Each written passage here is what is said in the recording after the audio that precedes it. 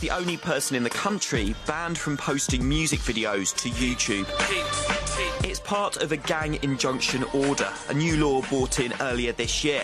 It means he can't put anything online that might stir up trouble. He's also banned from meeting certain people and can't go down certain streets. They just came to my house with a big folder with things that they said that they heard I did in it. And what happens if you break this injunction? I go to prison, innit? And how do you feel about that? Are you worried about that might happen? No, because I won't breach. He has been in trouble before, including a caution for possession of a weapon.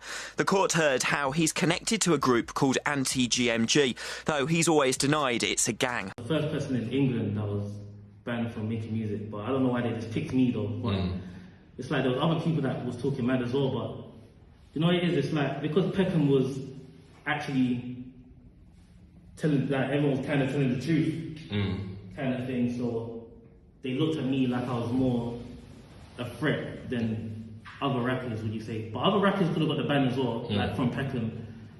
But yeah, I think that's what it was. How did it happen? I mean, it's unprecedented. I mean, you're the first person in the whole of the UK to be banned from making music. What happened? Did you get arrested and you went to go to court and then? No, like obviously they just knocked my door and then they started talking about things that they've heard I done, them type of things.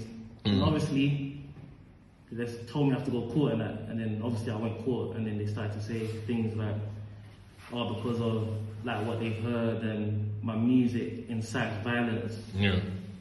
Or whatever. They just banned me from rapping kind of thing. But they said I could rap, but they said I couldn't rap anything that would, like any badness. Yeah. I can't rap badness basically. How long was the ban for? Like a couple of years. What do you think that done in regard to your own music aspirations?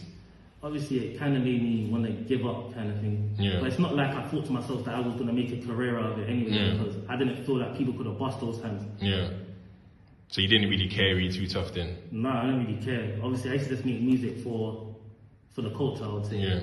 I mean, looking back now though, do you reckon if you had that consistency at the time of them not banning you, it could have been different in regards to being more of a household name?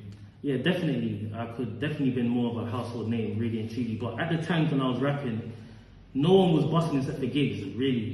Like no one else was really busting, and Gigs was like the biggest artist at the time. Yeah. And he was going through so much.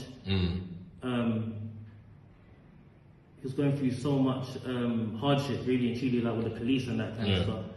So, and I was like, compared to Gigs, especially with the music, I was definitely like not on the same level as Gigs. So it's like, I thought if Gigs can't really even make it, what chance do I have, really and truly? Did you ever get a chance to make any music with him? Yeah, I made a song with Gigs. Yeah.